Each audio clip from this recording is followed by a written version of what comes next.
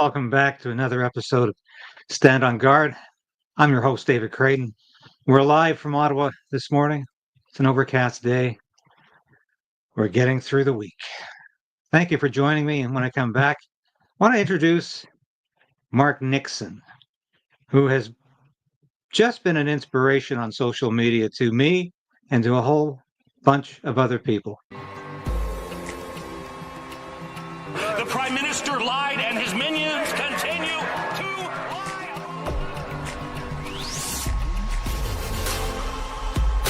We need political change. But we also need to resolve to resist.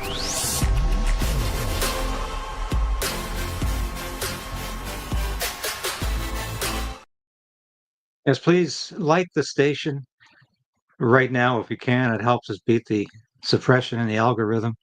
And subscribe. You've done so in huge numbers lately, and I appreciate it so much. It means a lot to a small station like this. Before I go to this interview with Mark Nixon, which I recorded yesterday, I usually do it live, but Mark wasn't able to do a 10 o'clock time slot. So we decided to pre-record it. But before I move to that, I would like to dedicate today's episode, today's show, to Jim Jackson, a son, a husband, a father, a farmer, realtor, philosopher, and Christian, and to his wife, Donna, his son, Jimmy, and his daughters, Janet, Brenda, and Deanna. If there was ever a Canadian version of the venerable Will Rogers, that's Jim. Well, he's fighting for his life right now. Another unexpected consequence of the pandemic. And I want to reach out, and I'm sure all of you watching, this wonderful audience has been so faithful to me. We want to reach out and say, God bless you, Jim. Godspeed. And thank you. Thank you for everything you've done and everything you represent to all of us. Keep the faith, Dad. And we will see you.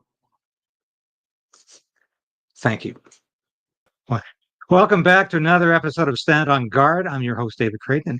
It's a real pleasure today to have Mark Nixon, who does commercial mortgages, on the side, because you've probably seen him all over social media. He's got a great YouTube channel. He's on X constantly. If Mark retweets or reposts, I should say, one of your posts, it's guaranteed to be seen. So, Mark, thank you so much for joining me today. Thanks for having me, David. Yeah, it's a pleasure. I've tried to reach out to other YouTubers during the election. I thought it was important to get everybody together, singing from the same song sheet to some degree. And unfortunately, we didn't quite get there. But I want to start today with yesterday's summit. And I love the word summit because it reminds me, of course, of those old Russia-U.S. summits, or the Soviet-U.S. summits, or from my musical background, they used to call what today people know as the Rat Pack. That used to be called the Summit at the Sands Hotel.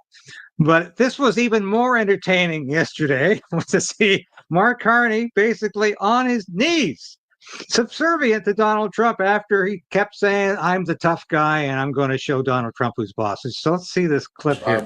Well, thank you, Mr. President. I'm on the edge of my seat, actually, for the big announcement. But thank you for your hospitality and above all for your leadership. You're a transformational president, focus on the economy with a relentless focus on the American worker, securing your borders, ending the scourge of fentanyl and other opioids, and securing the world. And I've been elected with my colleagues here. With the help of my colleagues here, I'm going to spread the credit to transform Canada with a similar focus on the economy, securing our borders, again on fentanyl, much greater focus on defense and security, securing the Arctic and developing the Arctic. And the history of Canada and the U.S. is we're stronger when we work together, and there's many opportunities to work together. And I look forward to, addressing some of those issues that we have, but also. Anyway, that's enough. Here's the guy who just said the relationship between ourselves and the United States is history. It's over. We have to chart a new path. And here's Mark Carney talking like Pierre Poilievre. We're going to focus on border security, national defense, securing the Arctic. And I'm just like you, President Trump. I'm transformational. And of course, during the campaign, it was reported that during one of these phone calls, and Mark Carney only owned up to one phone call between himself and Donald Trump, that he had actually called Donald Trump transformational. Now, can you imagine if Pierre Poilievre had have said, Donald Trump's a transformational president? Mark Carney said it yesterday before tens of millions of people. And he probably said it during the election campaign, too. Just your thoughts on this charade yesterday, Mark. Yeah, well, actually, what really, I guess it's not surprising, is CBC and mainstream media in Canada. It's unbelievable what they've done. First, before the actual meeting, we have David Krayden. He comes onto air and says he actually, and I posted on my X account, he set the bar at 0. He says he told Canadians that have 0 expectations of any success during this meeting. And I'm like, what? That is incredible. And so our mainstream media was kind of coaching Canadians in having 0 expectations.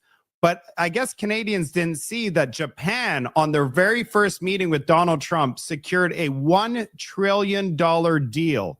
So, yeah, do you see how it's Canada, 0 expectations, but other countries are making deals with Donald Trump, but they were coaching us. And then after that, CBC also, what they did was throughout the entire event, they only provided, and if you look at all the newspapers today, all they showed was Canada is not for sale. But you know what's funny is that's all they could go on. Everything else during the entire thing was, Orange Man is their elbows down, right? Elbows, not elbows up, elbows down.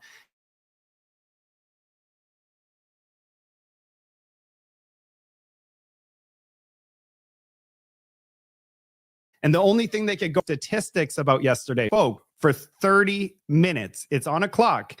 And Mark Carney spoke for 3 minutes and 12 seconds. And in the 3 minutes and 12 seconds is he talked about Donald Trump's being a transformational leader. And the way that he was talking is he was trying to think of what he could say to impress Donald Trump. Well, that's not what he ran his campaign on in the last 2 months. He said, we're going to go after and fight, elbows up. And when we see him there, he's a completely different person.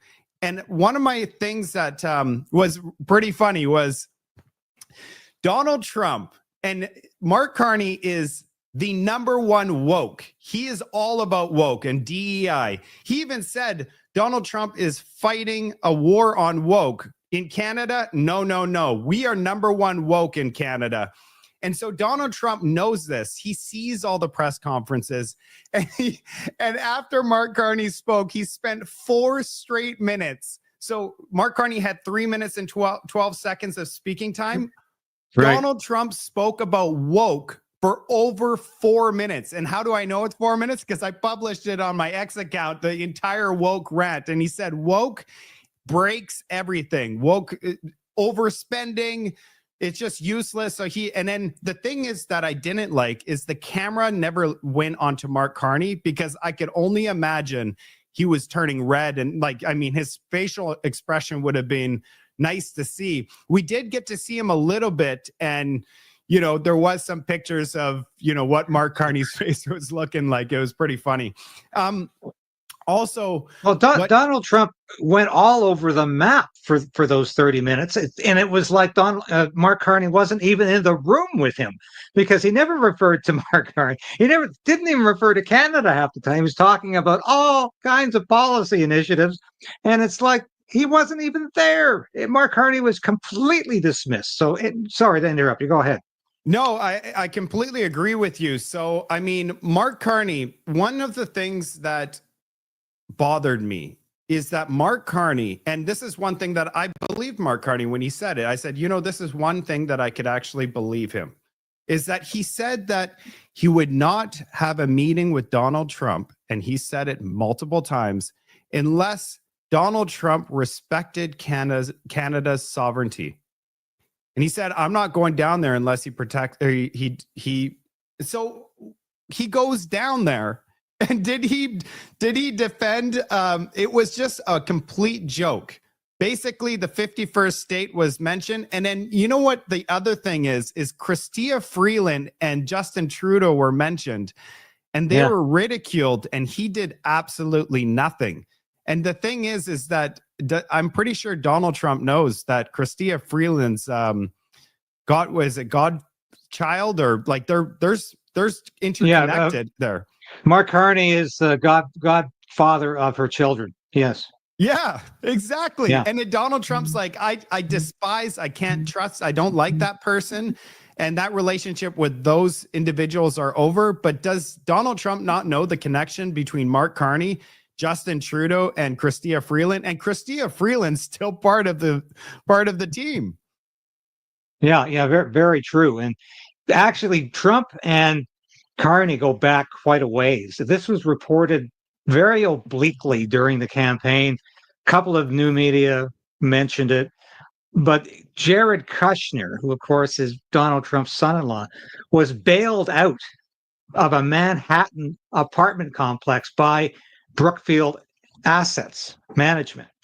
So there is a connection. Donald Trump was very grateful for Mark Carney's intervention into this. And the two of them do have a friendship and relationship over there. This is what makes this whole thing a facade. It's such a charade with Mark Carney pretending. And here's how Mark Carney sounded on election night about Donald Trump. Donald Trump. I don't think so. Not at this stage. Get you to lift tariffs on Canada? No. Why not? And of course, there's nothing he can do to change Donald Trump. Yes.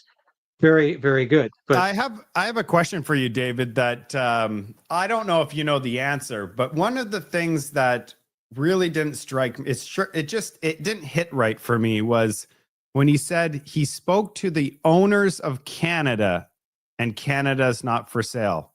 Who are the owners of Canada? That's my question. I don't know who the owners of Canada is. Is that the royal, is that the king, or is that the people of Canada?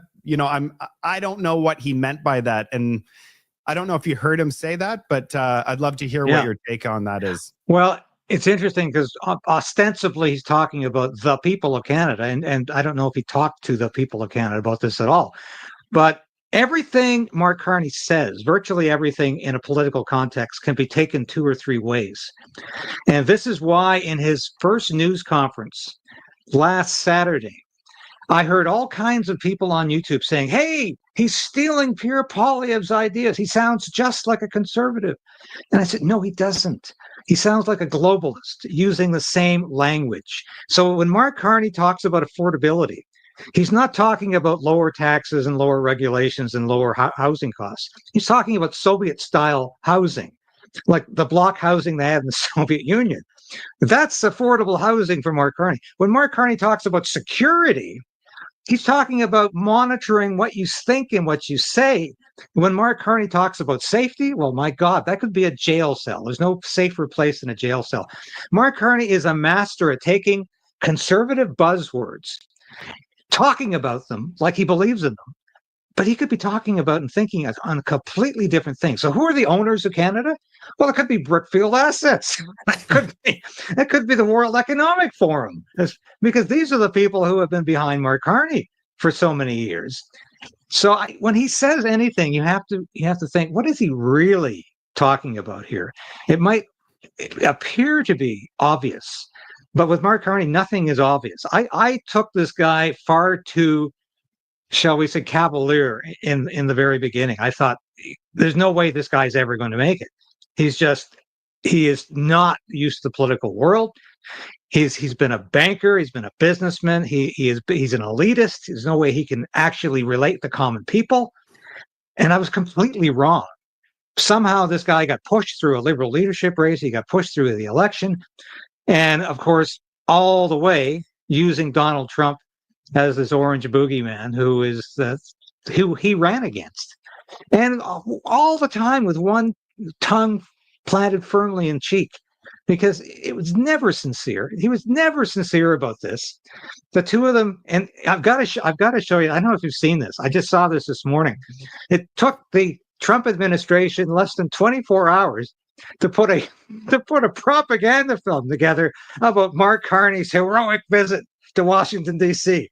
to affirm the greatness of Donald Trump. Just watch this. Prime Minister Mark Carney with us a few days ago. He won a very big election in Canada, and I think Canada chose a very talented person, a very good person. Thank you for your hospitality and above all for your leadership. You're a transformational president, and I've been elected to transform Canada with a similar focus on the economy, securing our borders. The history of Canada and the U.S. is we're stronger when we work together, and there's many opportunities to work together, and I look forward to finding those areas of mutual cooperation. Yeah. I think I just puked in my mouth a little bit.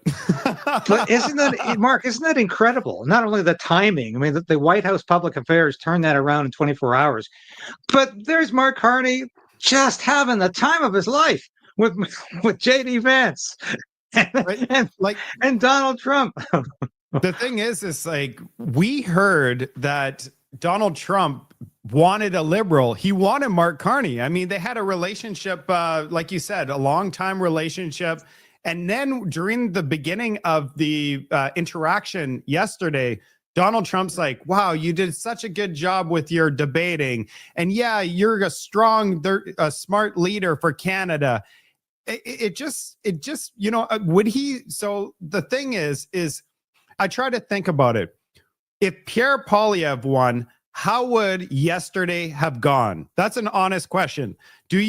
I don't believe that the tariffs would probably still be there, but I believe that there would be a different meeting altogether, because Pierre Poilievre, I don't think Donald Trump knows Pierre Poilievre that well. So he would most likely respect Pierre Poilievre more than a globalist banker that they have already done a bunch of business together.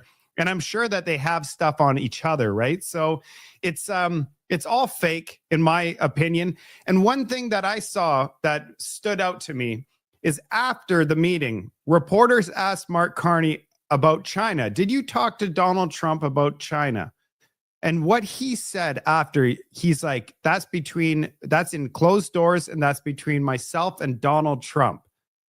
So in 2 months, we have not heard about China from the very beginning of Mark Carney showing up in Canada after 11 years of not being in the country.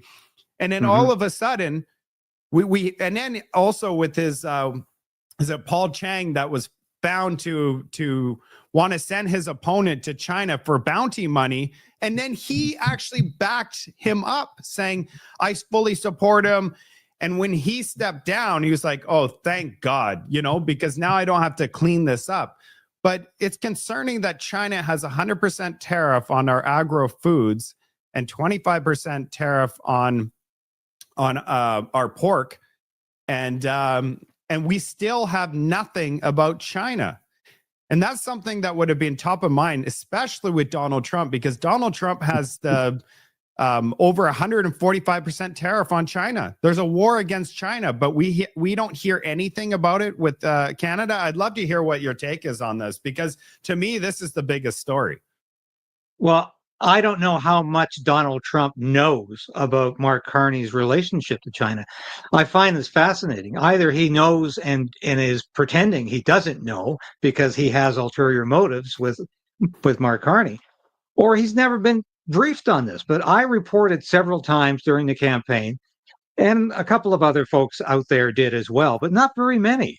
The fact that Mark Carney has been on the record as saying he wants the Chinese yuan to replace the US dollar as the global currency. And he wants China to replace the United States as the global economic engine of the world. He said this several times. Now, how does this wear on Donald Trump? this is certainly not America First talk. This is certainly not something that Donald Trump would ever support.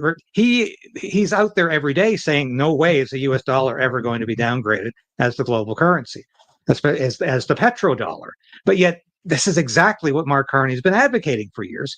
And of course, Mark Carney is so deep in the pocket of China in so many ways, as well as the globalists. So I think the story, of course, remains. How much is Mark Carney worth? He still hasn't said. It's probably upwards of $500 million. How much money is in this blind trust is linked to these globalist corporations around the world? And how deep are the links to China? Because he won't talk about these things. He kept saying, I've got 120 days to reveal my assets. And of course, that was long after the election. So you're right. China remains the key here. And first question I had after the election was, did China interfere again in this election? Clearly, they were interfering in this election with Paul Chang. And the fact that the candidate that Paul Chang was trying to have arrested and deported was told by the RCMP, don't bother campaigning because we can't protect you. So was China interfering in this election campaign? At the very least, yes, they were, through intimidation tactics. But did they elect liberal MPs like they did for the previous two elections, like the CSIS whistleblower said? I believe they did. But once again, nobody's asking those questions in the mainstream media. Yeah, and so I think that's why channels like yours and, you know, the content that I create is so important for Canadians, is because mainstream media receives $1.4 billion from our government. So they're just the government's talking point. They're not going to be not biased. They are biased. They're given the story and they run with it. And we have to look at the story and actually think about it critically. Canadians should be asking the question, what about China? Yes, precisely. Now, I want to turn to Pierre Poilievre for a minute here, who, as I've never tired of saying, I've known Pierre Poilievre. It's not like we're best friends, but I've known him before he was an MP. I've known him for over 20 years when he was in Calgary, and I've watched him grow as a politician. I knew there was something about this guy when I first met him in Calgary. It was actually the night Stephen Harper won the leadership of the Canadian Alliance Party. That's before he won the Conservative Party of Canada leadership, but that's going a way back. And Pierre Poilievre was at the celebration that night, and we got talking about a lot of things. And I thought, this guy, you know, he could be an MP someday. And my God, you know, he even prime ministerial material. But anyway, Pierre Poilievre, I think, could have done better things in the campaign, but he had a horrible campaign team. As far as I know, most of them, and I really have no time for most of them, especially the campaign manager. But I think they gave him bad advice. I think he should have been out there on conservative podcasts. After conservative podcasts, he should have been out there talking to as much media as possible and talking freedom, freedom, freedom, change, change, change, not Donald Trump as some people in the party wanted him to. But here's a clip, because I said several times that Joe Rogan invited Pierre Poilievre on his show. And people kept saying, no, Joe Rogan didn't invite him on. And I said, yeah, he did. And Patrick Bet-David invited him on his show 3 separate times, and they hung up on him 3 separate times. I think these people are crazy. But here's the confirmation that Joe Rogan did invite Pierre Poilievre on his podcast. Reminds me of what happened in Canada with the truckers. Yes. I mean, they froze their bank accounts. Yeah. Or people who donated to them. Yeah. People who donated to them got their bank accounts frozen. How insane. Insane. And then that same party just won again. Good job, Canada. Oh, my God. If they didn't have good bear hunting, I would never go there. I do have to say, I offered to have that Pierre guy come on the podcast. Really? He didn't do it. Wouldn't do it. Thought it was too problematic. Or whatever. Jordan told me, I forget what he said, but they were telling him not to do it. Like his advisors were telling him not to do it. Hey, dumbass. If they can't talk to you. Yeah, that to me is just mind-boggling. This is a guy who's getting an audience almost comparable to what Johnny Carson used to get as sort of the only nighttime talk show host in the 50s, 60s, 70s, and 80s. And this is a guy who's getting audiences that are comparable to that, who's not even identified so much with Donald Trump or the Republican Party. He's always kept himself at a distance to be too subjective or too attached to a political party. But that wasn't good enough for the Conservative Party campaign. No. We can't go on Joe Rogan because Donald Trump's been on Joe Rogan. Or the mentality was so small. I mean, do you think it was a mistake for the campaign not to put Pierre Poilievre out there talking about freedom and talking about what he wanted to do when he was elected? Yeah, well, I got quite a bit to say about this. I think it was a I think it was a massive mistake. You know, some people online's blowing up about this story. There's one side that says, you know, if he went and did that, it would be bad because, you know, mainstream media is going to attack Pierre and say, look, he's Orange Man bad. He's going on to US podcasters and he's going to sell us to Americans. So those groups believe that if he did that, it would be seen as, it will double down on the fear of Donald Trump. And it would, you know, and then there's the other side, which I believe I'm part of, is there's no such thing as bad publicity. Get people around the dinner table talking. And one thing that people don't understand is Mark Carney's speech is curated. We literally for 2 months heard the exact same speech from Mark Carney over and over and over again. He never went off script ever. And when he did go off script, he looked awkward. He didn't know what he was doing. He was doing elbows up. It was really awkward. But the thing about Pierre Poilievre and the difference between the two candidates is Mark Carney is scripted and he's making deals behind the scenes. For example, when we found out later that Donald Trump said 51st state during their first meeting, oh, and then CBC's like, oops, we forgot to ask them. It's on us. It's like, no. He's not going to share with the public what happened during the meetings. He's scripted. He's following this thing. But if Pierre Poilievre went down to talk to Joe Rogan or any of the major podcasters, unscripted, 3 hours, and just shooting it, like there's questions. It could be like way off questions, but that would really get the Canadian public to learn and understand who this person is, because there's a lot of good with Pierre Poilievre. There's so much that we need to know about. All they see is him in the House of Commons attacking the Liberals. And so they are like, we don't like this guy because he's a bully like Donald Trump.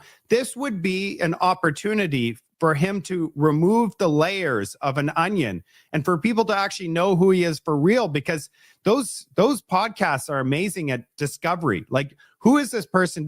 It's unique, right? And another thing is he would get let's talk about Mike Myers for a second. Mike Myers and Mike Myers with this, he was the one that started with Mark Carney, the elbows up thing. That commercial that they did got 12 million views. This guy's American. These two individuals have not lived in Canada for over 10 years, and then they're coming in elbows up and telling us to be Canadian patriots, wave your flag. It's unbelievable. And Pierre Poilievre, the reason that I believe his team said no to him going down to Joe Rogan is because they're scared of Canadian media. They're scared that the media was going to do 24 hours a day bashing him. Look at him. He's going to Joe Rogan. But the thing is when you start looking at the polling numbers and the polling companies and you see that you're trailing, you have to make big, bold decisions. You're not going to win. So who cares about mainstream media? One other thing is, if you go to another country and do podcasting over there, that is something that mainstream media can't control. They can't control media outside of Canada. So it's a huge win. They can't stop it. It's massive. They can't spin it. And then it would be all over US news as well. Trump would be like, shoot, this guy's pretty cool, because he doesn't know him that well. So maybe it's an opportunity for Trump to know who Pierre Poilievre is as well. And maybe opens up, say, you know what? I kind of like this Pierre Poilievre guy, because we all know that Trump was favoring Mark Carney because he doesn't know Pierre Poilievre. All he knew about Pierre Poilievre was like, we're going to retaliate tariffs and we're going to make Canada strong so we can stand up to you. That's all Trump saw. So if he went down and did podcasts in America, maybe that would open up Trump's eyes to and say, you know what, I kind of want to work with this guy. I like this guy. And then he wouldn't sabotage the conservatives, because that's exactly what he did. He sabotaged. He knew that the liberals were starting to gain traction. He knew that Mark Carney was favored, and he continued with the 51st state comments time and time again, and he never stopped. He loved it because he wanted the liberals to win. So I believe it was a massive mistake, and they need to fire any of the people that said no to this and replace them before the next election. Otherwise, the conservatives have zero chance at winning the next election if they keep the same team around them, because it wasn't, yes, we got the most votes in 40 years. Yes, but was it enough to win? All that matters is you need to win. And my take is if you have an opportunity to get in front of an audience of 15 million raving fans, and then on top of that, all of those, that interview would have been clipped, like clipped by me, probably clipped by you, clipped by all of the content creators in Canada. And there would be like 100 million views on everything. It would be such a huge opportunity. And yeah, it was completely wasted. It's very unfortunate. I don't think there's a word you said there that I disagree with. But of course, his campaign manager is the same woman responsible for the 2015 defeat of Stephen Harper. And that was a campaign that Stephen Harper could have easily won had it been handled in a little different way. But once again, it was handled in, like, ignore the media. It just pretend that things haven't changed, that we're still dealing with 3 networks and there are no internet stations. But there was a complete disavowal, almost ignorance in this campaign of where the media is today. It's like they didn't understand that there are dozens, hundreds, thousands of people on YouTube doing shows, that the new media is dominant with conservatives. Most conservatives don't even watch CBC or CTV unless you're getting information from the contrary side of things. And I don't think, it's like there was a complete lack of comprehension that the world has changed. It's almost like they're still back when the world changed with cable news in 1983, 84, that's where history stopped for these people. But life has gone on, and exactly what you said, these clips would have been shared so often, and the response would have been in the millions. And I love the fact you said Mark Carney said the same thing every speech. I can't think of anybody else who has said that besides me, because I noted when he gave his victory speech, not during the election, but when he was elected liberal leader, I said, that's the same damn speech he's been saying every day across the country at coffee clatches. He couldn't even sit down and write a new speech or ask his handlers to give him a new speech. He read the same speech again, same points. And this somehow got by. And I think Poilievre would have made mincemeat out of Mark Carney had he actually tried. And you're right. He had nothing to lose. The polling consistently said he was behind all through the campaign. Now, they kept saying it can't be right. It can't be right. Can't be right. Look at the size of our rallies. Well, regardless, if every poll says you're behind, you've got nothing to lose, because you've got to get out there and shake things up. And they didn't do that until the very end of the campaign. And I think it was a critical failure, and it was a lethal failure for the campaign in the end. I just want to add one thing, David. One thing that I noticed is, because I was on the street and I was asking people, who are you voting for? Why are you voting for people? And what I heard more often, I heard that, people were uncertain with the difference between a Pierre Poilievre conservative led government or a liberal led government. They said they're almost the same. Like, he's the same on the Ukraine. He's the same on this. they're both removing the carbon tax. So it started to mesh a little bit more. And the incumbent, the government that's been running the show for a while, people are more comfortable with, in a time of crisis, to go with, a government that they're, they know that they have experience with. And when you don't set yourself apart, like really apart from the incumbent, the liberals, that's where they failed. And where they could have really set themselves apart was, taking a chance and going out to these podcasts and showing Canadians that it's night and day. There's a huge difference between the two. One represents freedom of speech, freedom of mobility, freedom to make as much money as you want, freedom to our economy to grow and prosper, use our energy, like just unleash our potential. And the other one is all about, I know better than you. You are dumb, and I'm going to tell you, you need an electric vehicle because you are destroying the planet. You need to pay all these taxes, and then we're going to give you these homes that are going to be slapped together, and that's your vision of home. When I was growing up, my vision of Canada was a beautiful home with a backyard and a family. What the liberals are selling us today is these shipping containers, no family, and no dog, and you're going to be working 3 jobs to pay for that shipping container because they're going to make inflation explode with their $250 billion in additional spending on top of the $600 billion that they used up. And people are like, well, it's because of COVID. It's because of Ukraine.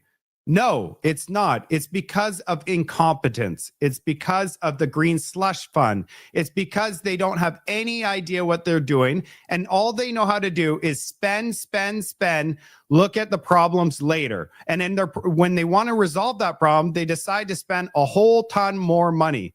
When the other side is, let's stop spending and let's just, for a fire, how do you turn out a fire? You put a blanket on it. It chokes it out. That's what the liberals do. If you remove the blanket, which is what the conservatives are offering, the oxygen goes into the fire and it just erupts.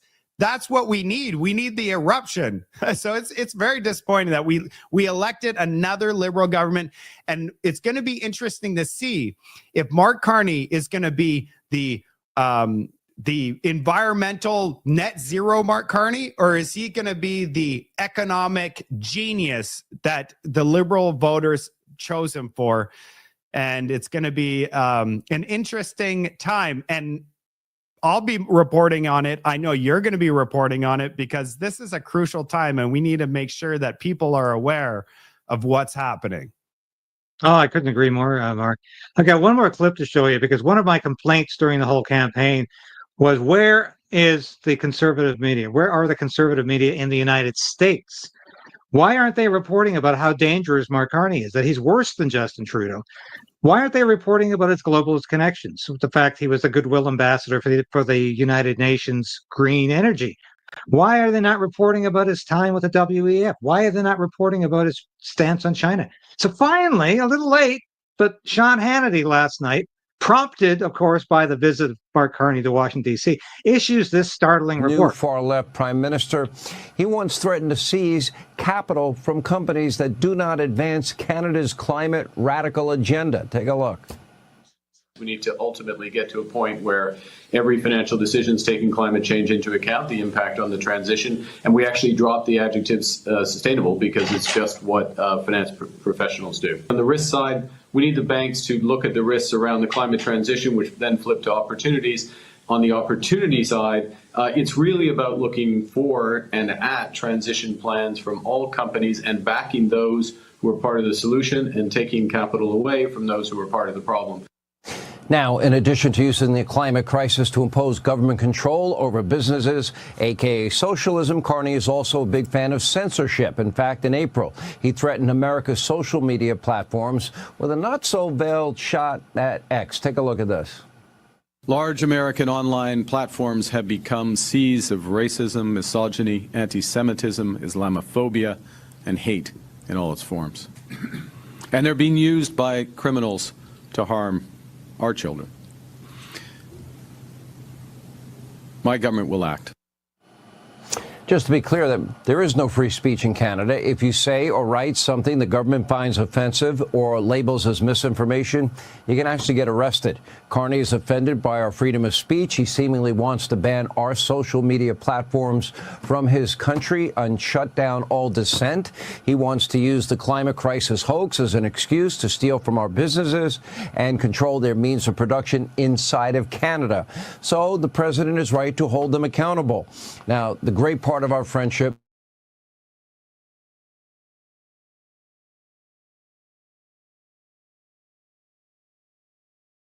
will absolutely continue. If needed, we will always defend. In the American media recognizes that this guy might be potentially dangerous for the United States.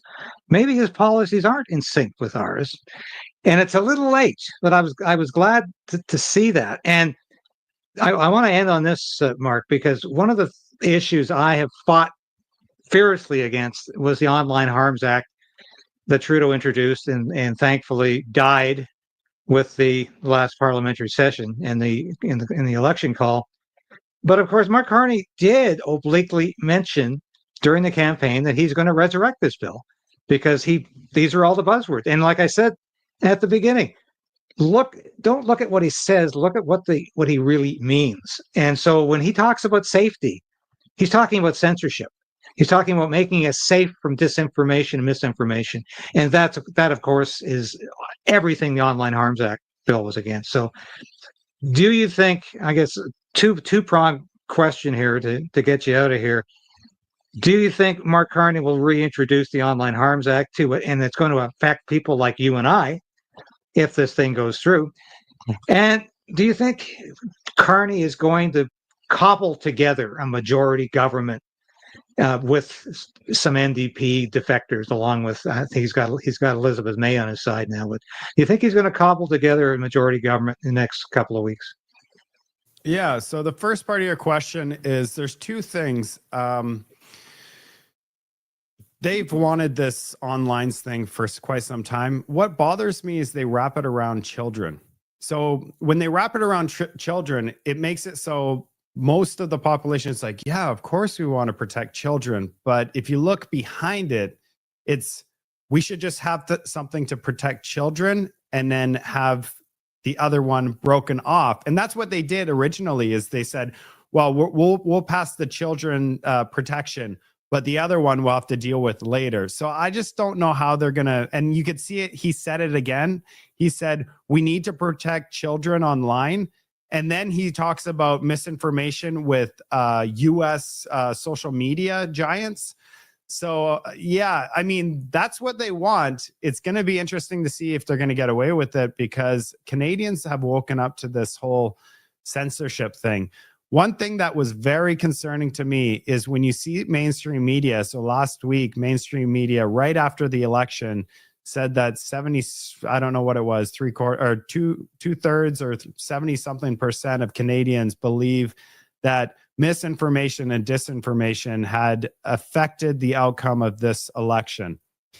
I don't know if and it was a Nanos poll, I don't know if I trust that information, but what concerns me when I saw that, it's like they're trying to preemptively say that, you know what, we need to tackle misinformation and disinformation, and then they're going to offer us this solution, which is, you know, we're going to go after different we're going to go after content creators, we're going to go after uniqueness. So yeah, it's something of concern. And the second part is, are we gonna have a majority government being propped up by NDP or Green?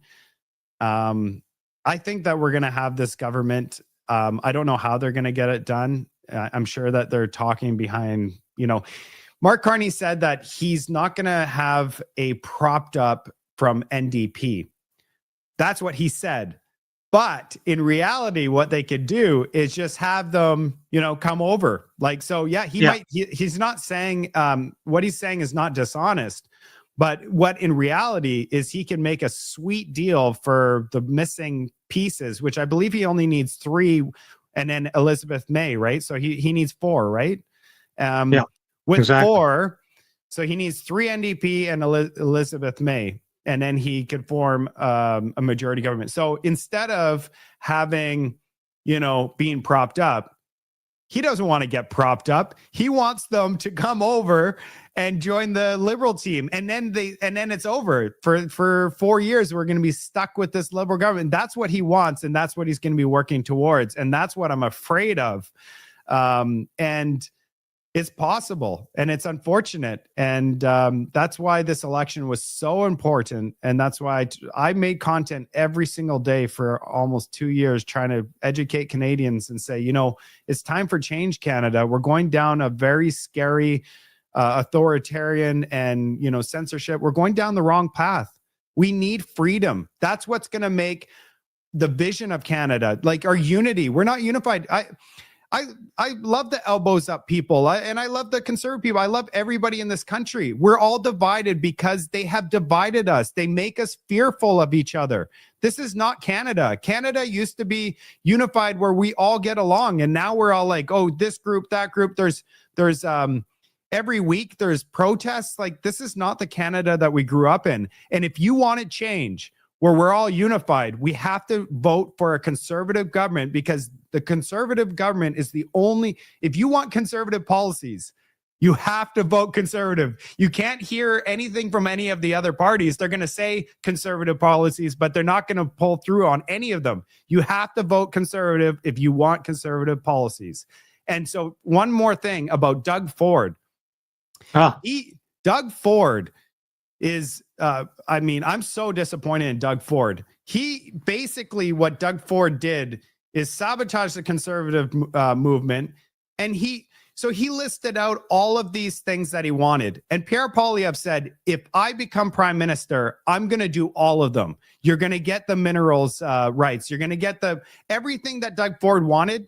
Pierre Poilievre's like, I'm going to do it for you. Conservatives know what's best for Canadians when it comes to economic prosperity.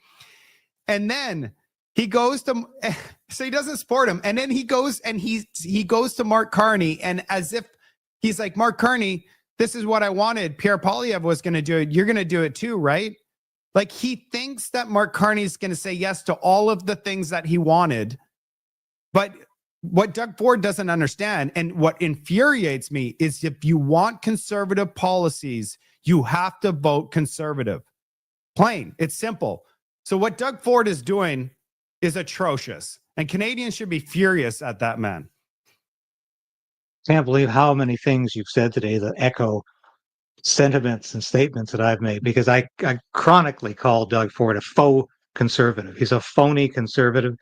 He completely sabotaged Pierre Poilievre in as many ways as he could. He was in Trudeau's pocket for years, and people forget who was the premier that was most on side with Justin Trudeau when he invoked the Emergencies Act. Doug Ford. Instantly, he was on X saying, "Good on you, Justin.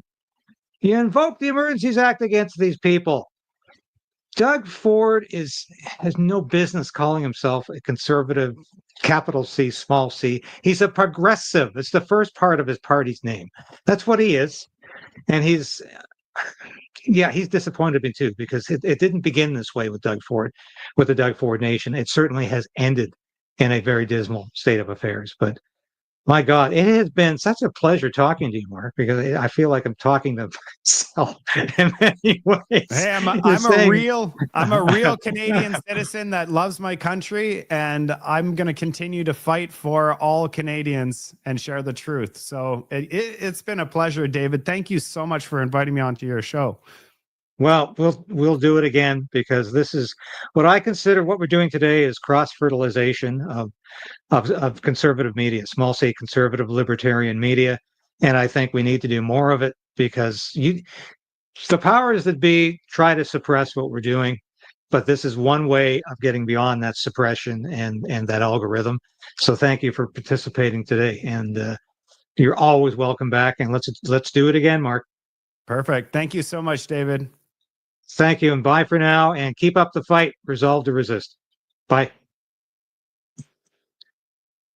That was Mark Nixon, a fantastic YouTuber. His station description will be in his station will be in the description. Watch his stuff. He's on X. He's all over social media. This is a guy. He's just completely absorbed in politics right now, and I have all the time in the world for what he's doing. And we need to support each other, because we're not going to get any support from the mainstream media. You saw that at the French leaders debate when CBC tried to eject Rebel News from the area because they're not part of the club. So don't expect any support from the mainstream media. I've worked for the mainstream media. I know these guys think they're special. They think they're elite. They don't think they're like those people on social media. They don't think they're like people in independent and new media. They are the guardians. That's how they see themselves. So we need to protect each other. We need to fight for each other. And we need to say good things about each other. And that's why I always try to do. Gone a little over time today, but this was a great conversation. Thank you for watching today. God bless this country. Godspeed to all of you.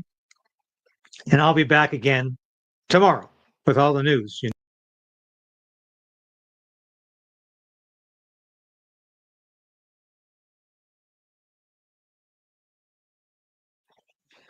I am back again. Thank you for watching. God bless this country. Godspeed to all of you. And God bless and Godspeed to you, Jim. We're with you. We're with you. Jesus is King, and he is on his throne. Thank you for watching today.